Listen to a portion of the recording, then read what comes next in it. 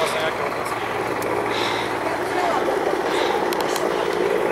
Ale to tam vidí. Jestli již nespravedlivý nic se neděje.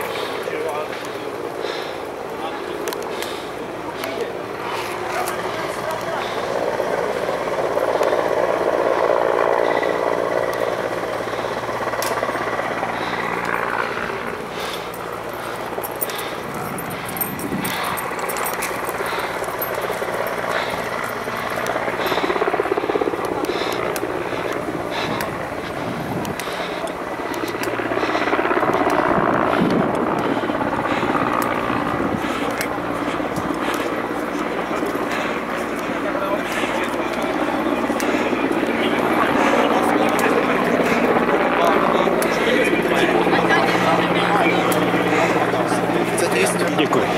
Děkuji.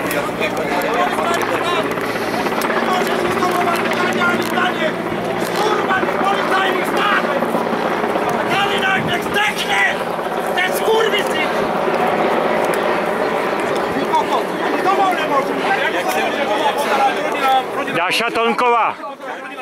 Dáša Tonková. To má rodina pozerať na to, čo robíte toto? A chránite tých zlodejov? Robí vám to dobre? Môžete sa doma rodine pozerať do očí? Za to, že žijú ako žijú? Alebo okolí vášmu? Za to, že pijete? Je to jak u nás, proto jim přidávají, že jo? Áno, pridali vám? Kdyby měli ty samý platy, jako mají ty prodavačky v Penny, tak... Nie tí špinavci, čo vás okradajú. Je vám to zapotreby? Jenomže si myslí, že jsou nesmrtelní. Keby jeden deň ste sa všetci hodili na Marotku a odložili v uniformy, jeden deň, a druhý deň je tu úplne iný systém a vy máte svoju prácu a chránite občanov. Jeden jediný deň. Jeden jediný deň stačí na to. Oni nechránia občanov, oni chránia zlodejov, čo sú vo vláde. Vy to chlapi dobre viete. Špina väčšina z vás normálne ľudia.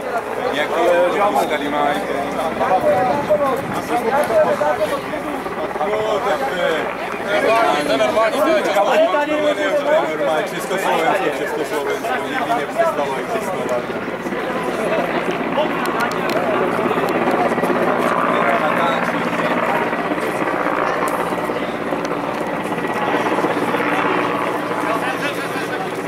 Jakub, nedaj sa! Nic si nespravil, nedaj sa! Jakub!